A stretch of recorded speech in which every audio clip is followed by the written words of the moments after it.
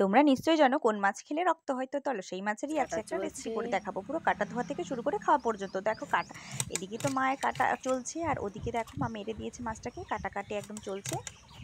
এবার দেখো ধোয়ার পালা, কাটা তো কমপ্লিট, মা সুন্দর করে একদম ধুয়ে নিচ্ছে।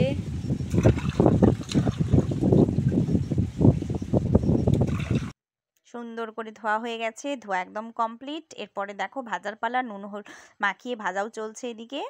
আমাদের তো ভাজা একদম কমপ্লিট, এরপরে কিন্তু রান্না করার পালা। এদিকে দেখো আমার মাছ ভাজা চলছে। প্রথমে আলুটাকে তেল দিয়ে ভালো করে ভেজে নেব, ছোট ছোট নরমাল পেঁয়াজ, এর মধ্যে দিয়ে দেবো আদা রসুন বাটা, ভালো করে কষিয়ে নেব।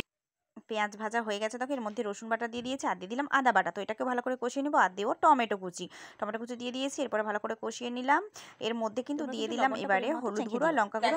আমি জল ঢেলে দিয়েছি, মশলা কষানো হয়ে গেছে। এরপরে কিন্তু আমি দিয়ে দেবো আর আলু দিয়ে দিয়েছি জিরে বাটা, তো জিরে বাটা দিয়ে দিলাম। এখন একটু ফুটতে দেবো, আলু যতক্ষণ সেদ্ধ হয়, তারপরে মাছগুলো দিয়ে দেবো। আমার ঝোল ফুটতে শুরু করেছে, আমি এবারে মাছের চাকাগুলো দিয়ে দেবো যতটা প্রয়োজন।